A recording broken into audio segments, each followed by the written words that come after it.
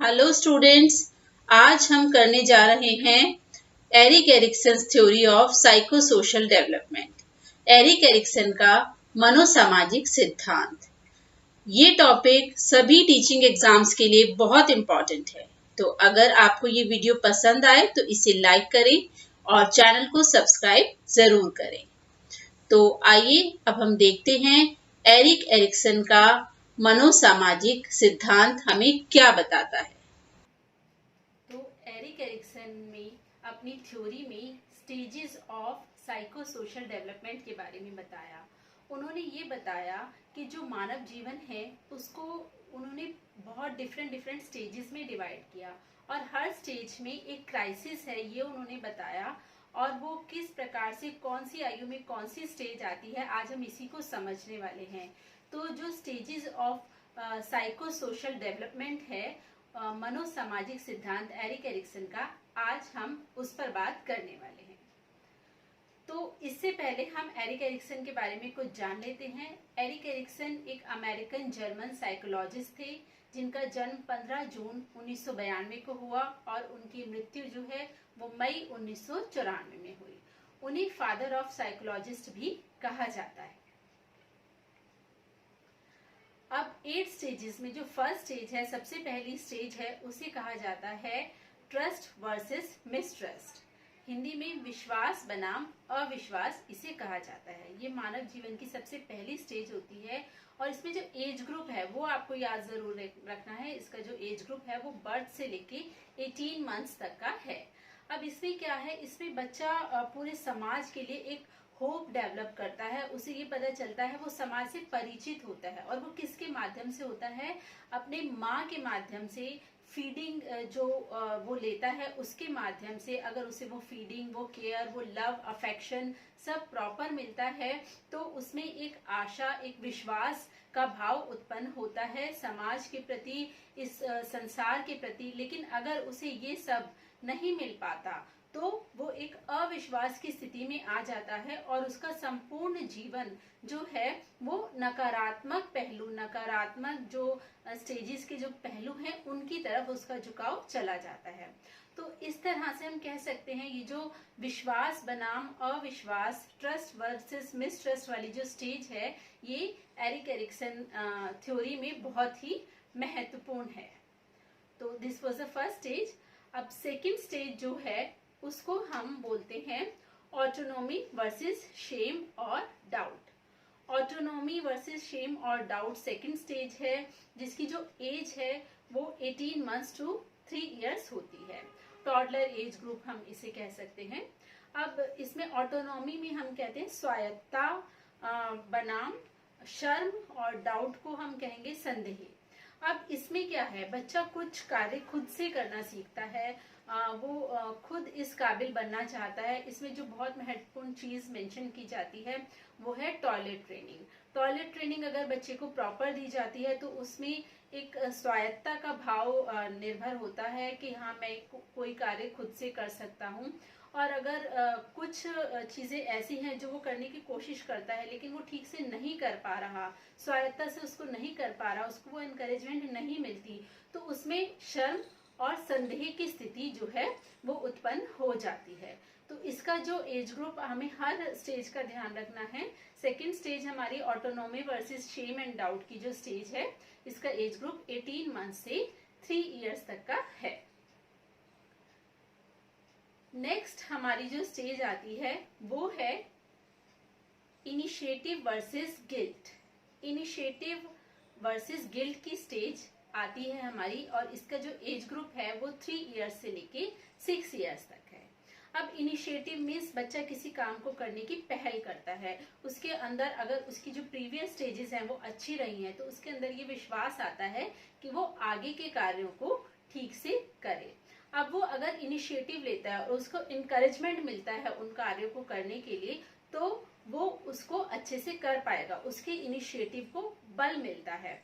लेकिन अगर उसको वो किसी चीज का इनिशिएटिव ले रहा है और उसको इनकरेज नहीं किया जा रहा तो वही कार्य उसके लिए जिस उसकी दूसरी साइड क्राइसिस जो आएगा इसका वो ये आएगा कि उसमें गिल्ट की फीलिंग जो है वो डेवलप हो जाती है। तो इसमें जो मेन क्वेश्चन जो अराइज होता है वो ये होता है, is it okay for me to do और नॉट, क्या मैं जो काम कर रहा हूँ वो सही है या नहीं है। इसका जो की इवेंट है वो है इंडिपेंडेंस। इंडिपेंडेंस मीन्स बच्चे के अंदर स्वतंत्रता का भाव आता है अगर वो किसी कार्य को ठीक से कर पा रहा है तो ये जो हमारी जो थर्ड स्टेज थी इनिशिएटिव वर्सेस गिल्ट की, ये भी आने वाली अगली स्टेजेस के लिए बहुत ही इम्पोर्टेंट है। नेक्स्ट 4 नंबर पे हमारी जो स्टेज है वो है इंडस्ट्री वर्सेस इंफेरिटी। तो इंडस्ट्री वर्सेस इंफेरिटी जो स्टेज है इसके अंदर बच्चे का जो एज ग्रुप है वो 6 इयर्स टू 12 इयर्स का एज ग्रुप है। अब इसमें क्या होता है, बच्चे स्कूल मिडिल स्कूल एज होती है, 6 से 12 साल की जो अवस्था होती है, बच्चा अपने आप से कार्यों को करने लगता है, वो बहुत परिश्रम करता है, अपने पीयर्स के साथ उसका कंपटीशन होता है, स्कूल में वो आगे बढ़ने की कोशिश करता है। और इस एज ग्रुप में अगर उसके परिश्रम को सराहा जाए, उसको सही दिशा दी जाए तो उसके अंदर जो है वो कॉन्फिडेंस डेवलप हो जाता है। लेकिन अगर उसके जो परिश्रम को सराहना ना मिले तो वो इंफीरियर फील करने लगता है, उसके अंदर नकारात्मक भाव आने लगते हैं और वो अच्छे से अपनी इस स्टेज में नहीं जा पाता। तो जो इसका जो मेन क्राइसिस है वो है इंडस्ट्री वर्सेस इंफीरियरिटी। तो अब हमारी जो 5वीं स्टेज है, अगली स्टेज है, वो है आइडेंटिटी वर्सेस रोल कंफ्यूजन। तो आइडेंटिटी वर्सेस रोल कंफ्यूजन, इसका जो एज है वो है 13 साल से लेके 18 साल तक। इसको हिंदी में बोलते हैं पहचान बनाम संभाति। पहचान बनाम संभाति मीन्स इस एज में बच्चा अपनी पहचान बनाने की कोशिश करता है, वो ये फाइंड आउट करता है कि मैं आगे चलकर क्या बन सकता हूँ, क्या बनना चाहूंगा। वो अपने आप को खोजता है इस एज में और वो उसके अंदर बहुत रोल्स को लेके कंफ्यूजन भी रहता है। कभी वो सोचता है कि नहीं मैं एक बहुत अच्छा साइंटिस्ट बन जाऊंगा, कभी उसे लगता है कि नहीं मैं बहुत अच्छा डांसर बन जाऊंगा, टीचर बन जाऊंगा। तो ये आइडेंटिटी मीन्स खुद को पहचानने की और रोल कंफ्यूजन, तो ये जो क्राइसिस है खुद को पहचान बनाने की और खुद के अंदर जो छुपी हुई जो प्रतिभा है उसको रोल को पहचानने की, वो 13 साल से लेके 18 साल तक बच्चों में ये जो स्टेज है ये पाई जाती है। अब इस स्टेज में जो मेन क्वेश्चंस बच्चा फेस करता है वो है हु एम आई, मैं कौन हूँ, और what group do I fit in, मैं किस ग्रुप में फिट हूँ। मीन्स कभी उसे प्लेयर्स के ग्रुप में अच्छा महसूस होता है, कभी डांसिंग के ग्रुप में, कभी थिएटर ग्रुप में, तो वो ये खुद को समझ नहीं पाता, रोल कंफ्यूजन उसके अंदर रहता है, संभाती रहती है, ये आइडेंटिटी क्राइसिस उसके अंदर बना रहता है। तो ये थी हमारी 5वीं स्टेज। अब हम बढ़ते हैं अगली स्टेज की ओर जिसको हम बोलते हैं intimacy versus isolation. Intimacy versus isolation को हिंदी में कहा जाता है घनिष्ठता बनाम विलगन। तो घनिष्ठता बनाम विलगन मीन्स ये जो एज है ये 19 इयर्स टू 40 इयर्स तक की एज होती है। इसमें जो जो एडल्टहुड में बच्चा आ जाता है and he is involve in intimate relationships, और वो घनिष्ठता बनाता है, अपोजिट सेक्स के प्रति उसकी घनिष्ठता रहती है। और अगर उसको वो जो घनिष्ठता ढूंढ रहा है अगर उसको वो नहीं मिलता तो वो आइसोलेट हो जाता है, वो निराशात्मक माहौल में अकेला रहना पसंद करता है। तो ये जो स्टेज है ये आपकी 19 साल से लेके 40 साल तक की अवस्था में चलती है। तो अब हम बढ़ते हैं अगली स्टेज की ओर। जो हमारी 7वीं स्टेज है वो है generativity versus stagnation. Generativity versus stagnation में इसको हम हिंदी में बोलते हैं जननात्मकता बनाम जो है स्थिरता। अब इस स्टेज में जो एज ग्रुप है इसको हम एडल्टहुड कहते हैं और ये 40 साल से लेके 60 साल तक की अवस्था होती है। इसमें व्यक्ति कुछ ऐसे काम करता है कि उसे लगे कि हाँ मैंने अपनी लाइफ में कुछ अच्छा किया है। He tries to do something good. और अगर वो अच्छा नहीं कर पाता तो उसके अंदर स्टैग्नेशन आ जाता है, स्थिरता की अवस्था आ जाती है। उसको ये महसूस होने लगता है कि मैं अपने जीवन में कुछ भी अच्छा नहीं कर पाया, वो एक लूजर की तरह फील करने लगता है। तो ये जो अवस्था है 40 साल से 60 साल तक रहती है। अब इसके बाद जो हमारी अंतिम स्टेज है, लास्ट स्टेज है, वो है ईगो वर्सेस डिस्पायर। अब ईगो वर्सेस डिस्पायर को हम हिंदी में कहते हैं अहंकार बनाम निराशा।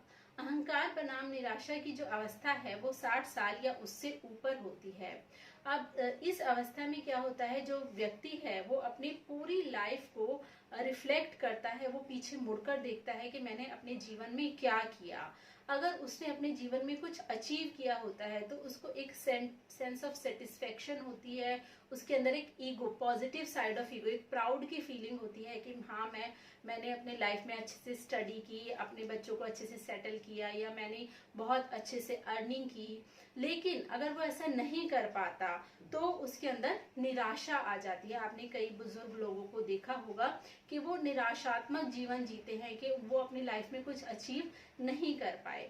तो ये जो एज ग्रुप स्टार्ट होता है, ये 60 साल से अबव का जो एज ग्रुप है वो स्टार्ट होता है। तो अगर हम एरिक एरिक्सन की स्टेजेस को ध्यान से देखें, सारी जितनी भी इनकी स्टेजेस है उसको ध्यान से देखें, तो अपनी 8 स्टेजेस में उन्होंने मानव जीवन को बहुत अच्छे से डिवाइड किया है।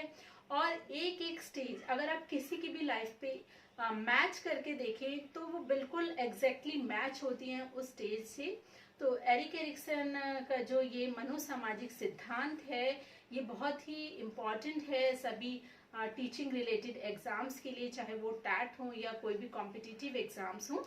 तो इसमें जो मेन आपको याद रखना है वो name of the stage and age group of the stage.